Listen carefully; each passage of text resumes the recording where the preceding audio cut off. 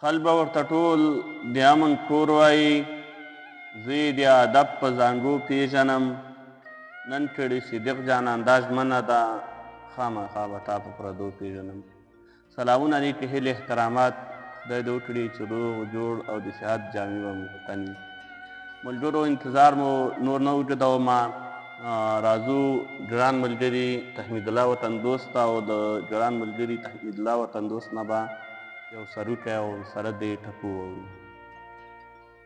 وایي چې اوس مې داسې غورځولی د زړه نه، ها اوس که ځمکه شوې قدم در باندې نږدم. واه زما هم په خپل وار سره سلامونه احترامات در واخلئ په دې هیله چې روغ او جوړ او د صحت او عافیت په جامه کې به یئ.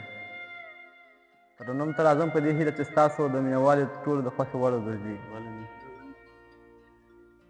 یخې هوا وهلې یمه یا غاړه اور بلوا ساړه مې کېږي. واه واه یخې هوا وهلې یمه یا غاړه اور بلوا ساړه مې کېږي. زما د زړه سالار نغلنو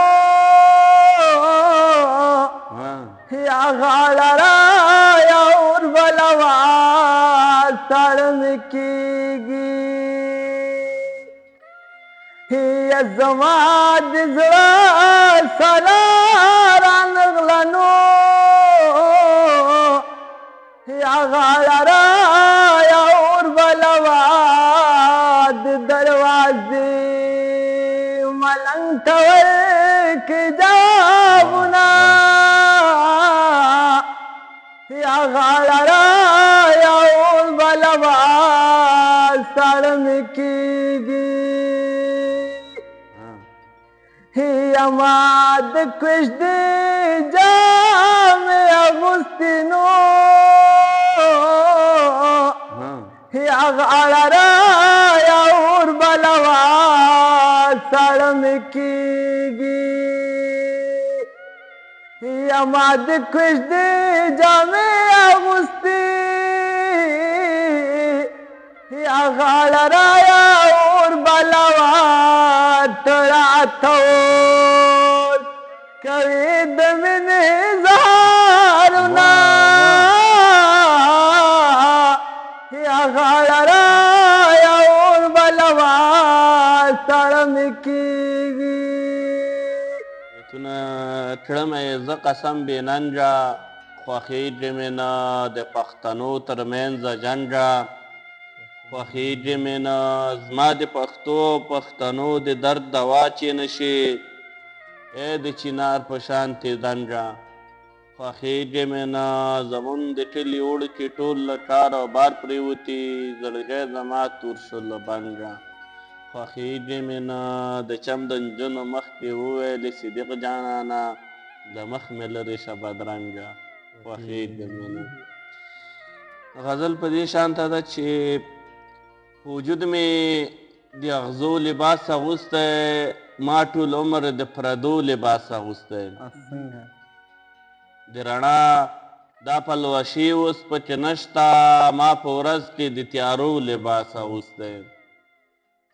ذوالجلاله ته زمونږه مددګار شې، ذوالجلاله ته زمونږه مددګار شې، پښتنو اوس بې پښتو لباس اغوستی.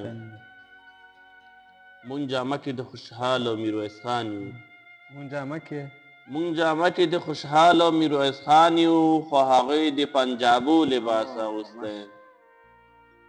یو څو شته ده چې له زړه یې ویستی نشم، یو څو شته ده چې له زړه یې ویستی نشم، ما د دغو د دردو لباس اغوستی.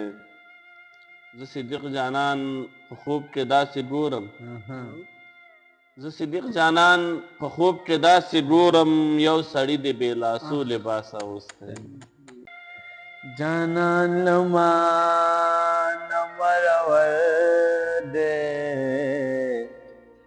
زمرور پیاله دې ټول جهان نه یما خاوند بیا دې په سرلیکه لو چډاګ د لونګو بوی راځي نا ما درته ویل پوره به نه کې